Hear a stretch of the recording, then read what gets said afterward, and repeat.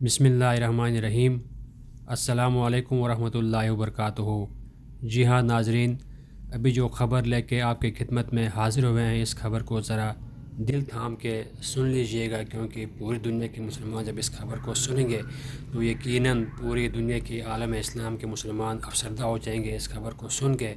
और इस खबर ने इस टाइम सोशल मीडिया पे बड़ी तेज़ी से अपनी जगह बनाई है। जगह जगह ये खबर जंगल में आग की तरफ वाल हो रही है। बताया जा रहा है बांग्लादेश से ये ख़बर आ रही है कि वहाँ पे तबलीगी इज्तिमा हो रहा था, और इसी असना में पता नहीं कौन सी बात की वजह से दो ग्रुपों के आपस में शदीद लड़ाई हुई है, शदीद झड़प हुई है।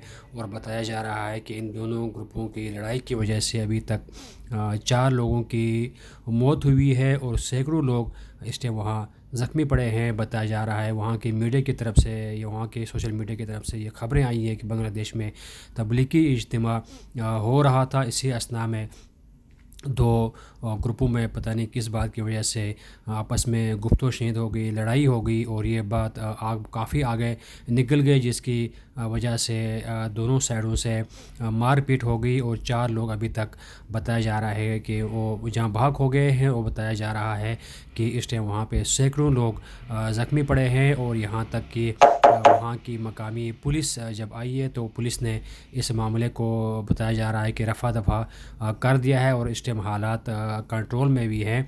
बताया जा रहा है कि वहाँ के हालात इस टाइम बहुत ज़्यादा ख़राब थे, लेकिन जब पुलिस आ गई है तो पुलिस ने मौके पे आके हालात पे काबू पता कर लिया है। नाज़रीन, इस खबर को बड़ी अफसोस और बड़ी शर्म से शेयर करना पड़ता है, सुनाना पड़ता है कि इस तरह मुसलमान आपस में लड़ रहे हैं और आपस में एक दूसरे को मार रहे हैं। लेकिन इस खबर की अभी तक कोई मुतसद्दिक़ा तस्दीक नहीं हुई है। जैसे ही इसकी कोई खबर आई हम आपको बता देंगे इंशाअल्लाह। जज़ाकल्लाह।